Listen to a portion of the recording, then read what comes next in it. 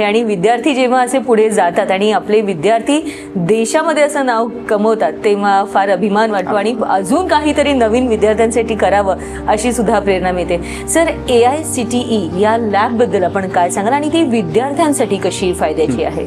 AICTEचा एक चांगला उपक्रम आहे, त्याला त्यांनी AICTE आयडिया लॅब असं नाव दिलेलं आहे. तर सुरुवातीला ज्या वेळेला पहिल्या फेजमध्ये ही योजना जाहीर झाली त्यावेळेला आम्ही त्यासाठी अर्ज केला आणि त्यांनी काही निवड चाळणी लावलेली होती. त्याच्यामधनं त्यांनी बऱ्याच रिगरस अशा टेस्ट करून आमच्या महाविद्यालयाची निवड ही शेवटच्या फायनल राऊंडसाठी केली होती.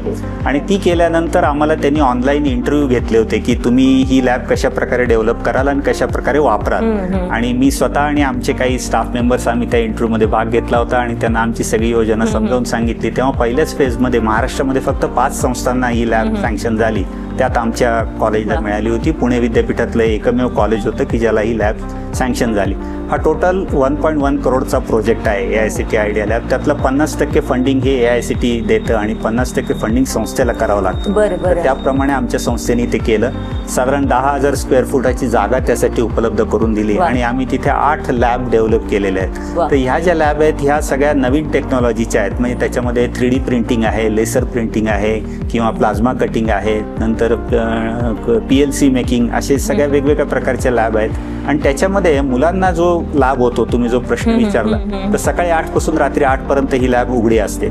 आणि ही लॅब आणि आपल्या ज्या रेग्युलर कोर्सेसच्या लॅब आहे याच्यामध्ये फरक आहे की रेग्युलर कोर्समध्ये आम्ही काही असाइनमेंट देतो आणि मुलं तो प्रोजेक्ट करतात, परंतु ह्या लॅबमध्ये ते स्वतःचे प्रोजेक्ट करतात. आणि मग त्याच्यामध्ये त्यांच्या ज्या काही आयडिया असतील त्या त्यांना कोडिंग करून, प्रोग्रॅमिंग करून किंवा 3D प्रिंटरवरती इव्हन त्याचं प्रिंटिंग करून सुद्धा तो प्रोजेक्ट ते करू शकतात. आणि सगळ्यात महत्त्वाचा ॲडव्हान्टेज या लॅबचा असा आहे की आपल्या इकडे मार्किंग सिस्टीम आहे. म्हणजे जे प्रयोग ते वर्गामध्ये करतात किंवा लॅबोरेटरीमध्ये करतात तिथे त्याला मार्किंग, इथे मार्किंगचा प्रश्न नाही आहे त्यांना. त्यामुळे तसं दडपण कुठलंच नाही आहे. आपल्याकडे जी सगळ्यात मोठी भीती असते ती फेल्युअरची भीती असते, तर ती आम्ही या लॅबमध्ये काढून टाकलेली आहे की तुम्ही कुठलाही प्रयोग करून बघा, कारण ह्याच्यातनं शिकणं खूप जास्त होतं. आणि त्या दृष्टीने आम्ही त्यांना ती सगळी सुविधा उपलब्ध करून दिलेली आहे. आज या इंडस्ट्रीमध्ये ज्या सगळ्या लेटेस्ट टेक्नॉलॉजी आहेत या सगळ्या टेक्नॉलॉजी तिथे उपलब्ध आहेत. त्यामुळे मुलांना हँड्स ऑन त्याच्यावरतीच करता येतं. त्यांचा कॉन्फिडन्स खूप वाढतो. आणि त्यातनं काही जे प्रॉडक्ट आता तयार झालेत त्याचा आमचा पुढचा विचार असा आहे की त्याच्यातनं काही कमर्शियल प्रॉडक्ट करून स्टार्टअप करता येतो का. म्हणजे आपला जो सरकारचा स्टार्टअप इंडियाचा उपक्रम आहे त्याला जोडून ह्या लॅबला आम्हाला पुढे नेता येतं का, याचा एक प्रयत्न आम्ही करतोय.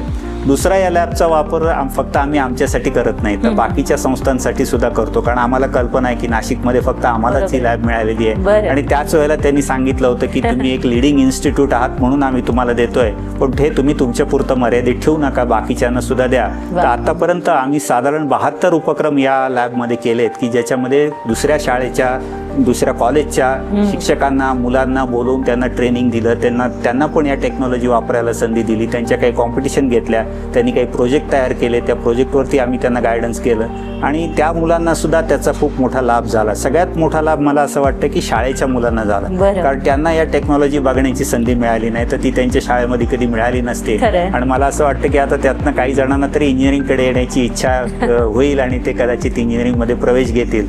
तर ही खूप मोठी उपलब्धी त्या आयडिया लॅबची होऊ शकते.